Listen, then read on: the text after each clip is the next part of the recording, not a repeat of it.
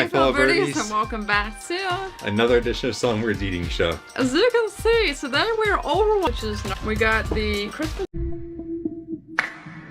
さてさてさてちょっとエロいニッコニッコニダーリンおはよあららごめんねずこちゃん頑張れ頑張れ先輩キャンパス Right, here's what they look like, nice and festive, so cheers.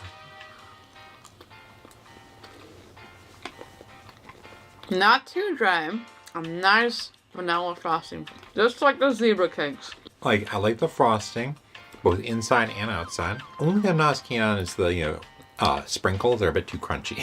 It does kind of take a little bit away from the enjoyment of it, but still, it's a nice solid dessert overall. I'm thinking maybe a 7.5. I could see myself going. So I was thinking about doing that or an 8. So this is actually a pretty solid cookie. The sprinkles are the only thing that's distracting us from the I have more, lights on. Definitely smells like brownies on the bottom.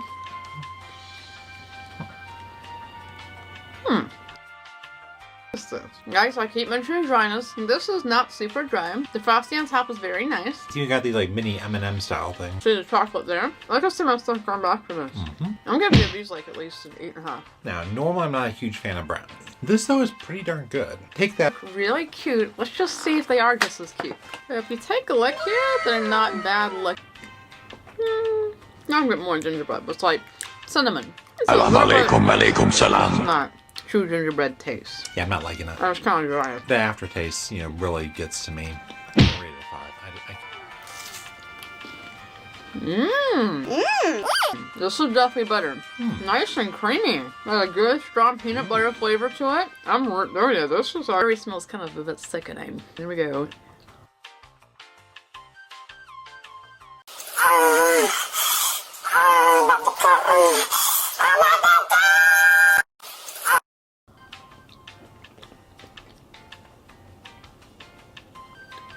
That cherry flavor is just too artificial. Smells like cough medicine.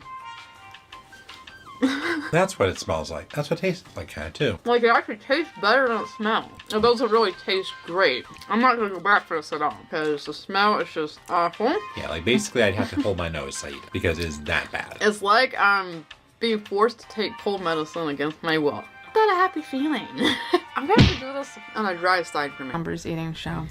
In today's video, we're going to be kind of covering might be a sensitive topic for a lot of people, so I will admit there's a trigger warning. If you're, triggered by discussions of eating disorders and whatnot, I suggest you click off the video right now, because this video topic today is going to cover that and my journey through multiple relapses and almost death. So I would recommend you click off now if you're, triggered by those kinds of things. Are you ready? Let's go and get started.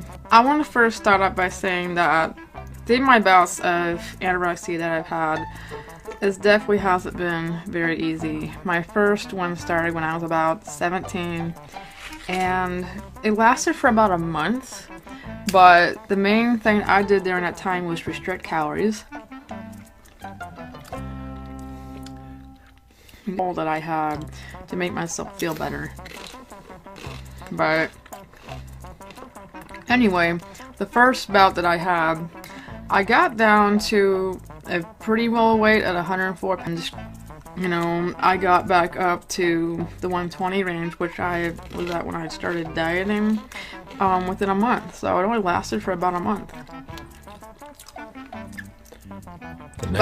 But the next one started immediately after that.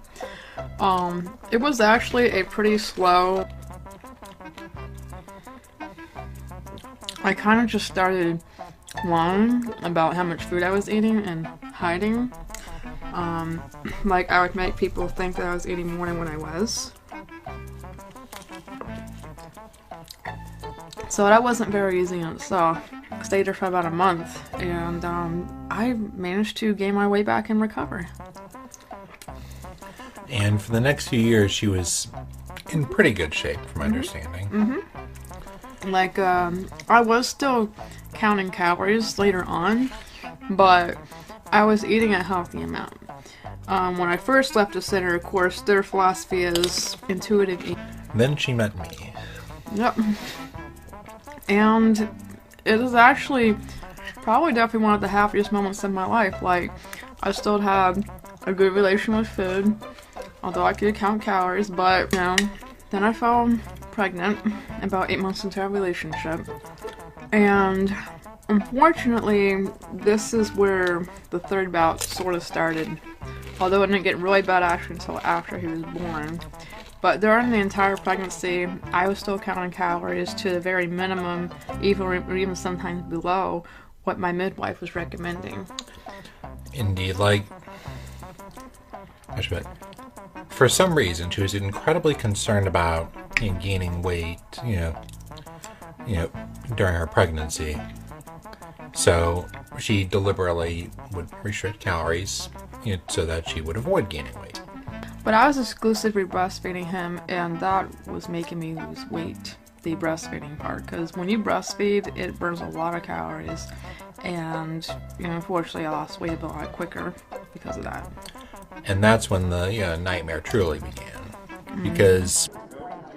I'm Crystal Hornbuckle. It's spring in the nation's capital, and warmer temperatures herald the arrival of the cherry blossoms, one of the most beautiful times in the city.